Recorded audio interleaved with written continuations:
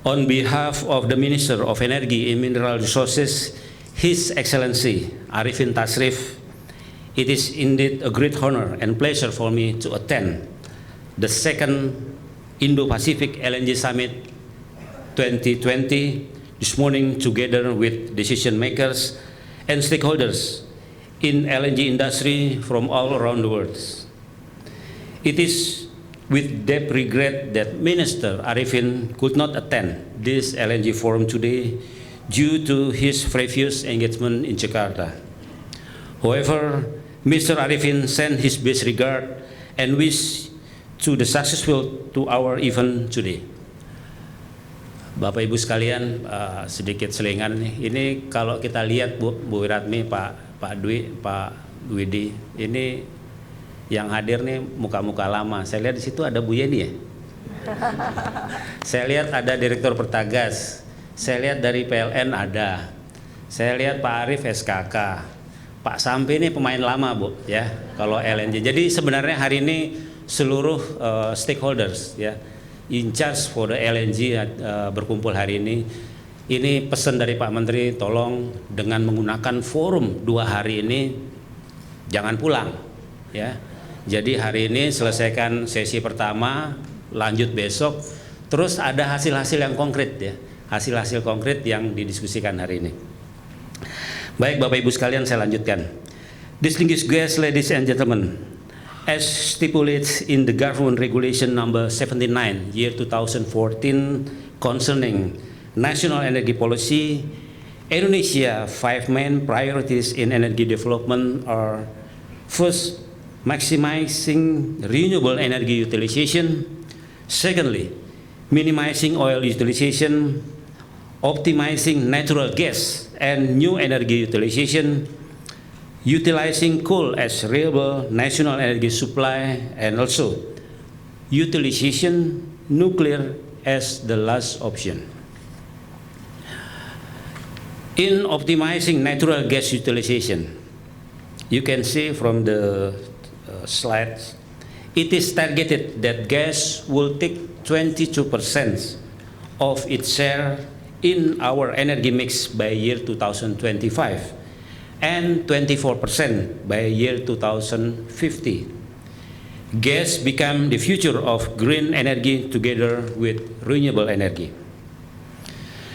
The best effort to provide gas security is through appropriate gas policy by providing guarantee of 4 elements, namely availability. The availability of gas must be guaranteed to meet domestic demand. Accessibility. Access or infrastructure must be well developed for gas users in all regions. Affordability. Gas price must be optimally affordable for all segments of gas users. And sustainability. The government ensure sustainable gas management to support national economy. Based on the recapitulation of Minister Energy and Mineral Resources data, Indonesia has been a significant world player in oil and gas business since year 1966. And to get 2 peak points of oil production both in year 2077 and 1995. After 1995, oil Indonesian production started to decline while gas production began to increase. Today, we are shifting from oil dominant to gas dominant. We are trying our best to find more gas resources and find the effective way to transfer resources to be a proven reserve. Moreover, government is also developing gas supply to meet ever-growing demand and trying to ensure that the gas upstream activity is still attractive for investors. Gas now is pressurized to meet the domestic use. Currently, gas for domestic market is reaching 64% and targeted to reach 68% by year 2024. Power and industry sector are the biggest gas consumer in the country, 14% and 26% respectively. Gas is also used as a raw material in fertilizer industry, domestic LNG, oil lifting, city gas, transportation, and exported in LNG of 23%. This year, total Indonesia gas supply is almost 6,700 MMscf, come from various sources in Sumatra, Java, Kalimantan, Sulawesi, and Papua. However, it has not been utilized maximally for domestic needs due to some infrastructure constraints. From year 2021 to 2027, there is additional gas supply for domestic of around 3,800 MMscf, consists of LNG 1,900 MMscf will come from BP Tangguh 3 project and Impact Masela. Gas pipeline 1,800 MMscf, which come from Natuna Aggregates, Corridor, Jabung Aggregates, Repsol Saka Kemang, Pertamina Nunukan, Area Bontang, Genting Oil Kasuari, Pertamina IP Cepu. LNG production in Indonesia has tended to decline since year 2010. Indonesia get the peak of LNG production in 2016 when Donggi Senoro started to operate. Indonesia continues to strive to increase the supply of gas and LNG to increase Indonesia's gas reserve by intensifying upstream activities both in exploration and exploitation. Supplying gas for domestic demand in Indonesia is closely related to national gas infrastructure availability. Currently, gas infrastructure in western part of Indonesia has been relatively developed compared to the eastern part of Indonesia.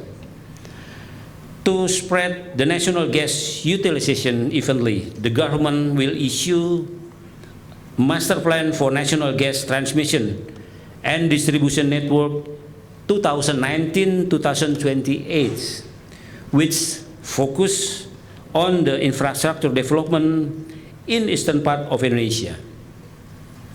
According to this master plan, there will be more gas regasification and receiving terminals in eastern part of Indonesia. The government also encourages the development of gas pipeline infrastructures, especially 3 gas pipeline transmission, namely tie-in West Natuna Transposition System pumping of around 5 kilometers, Simengki and Dumai around 347 kilometers, and Cirebon Semarang of around 260 kilometers.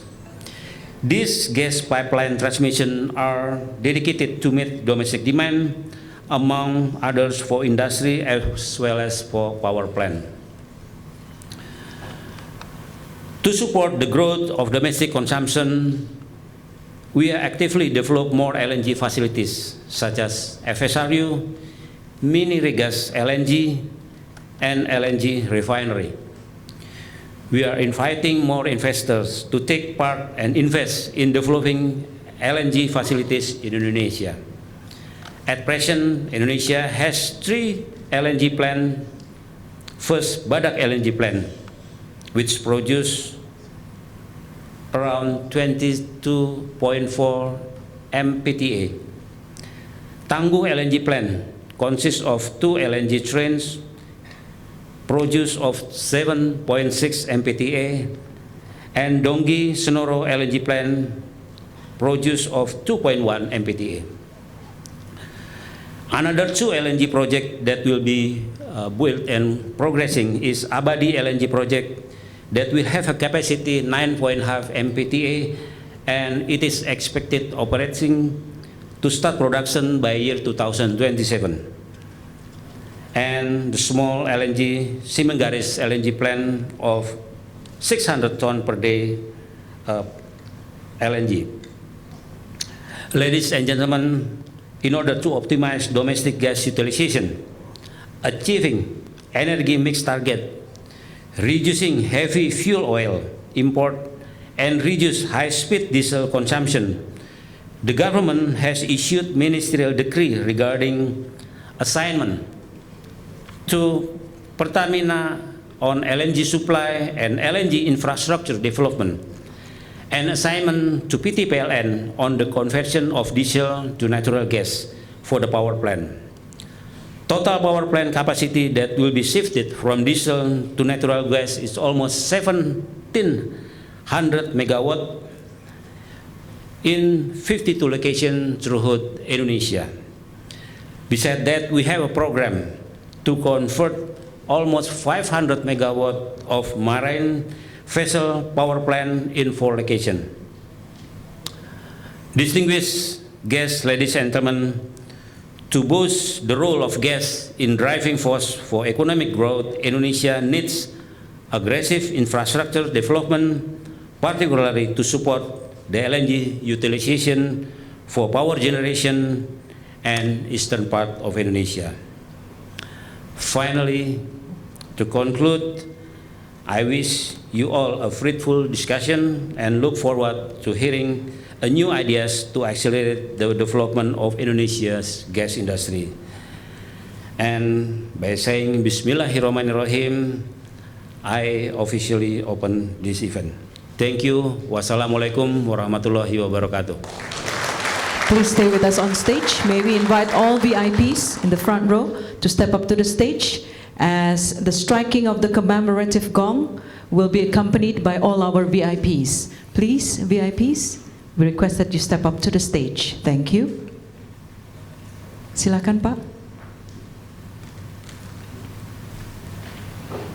The striking of the Indonesian commemorative gong will mark the official opening of Indo-Pacific LNG Summit Bali 2020.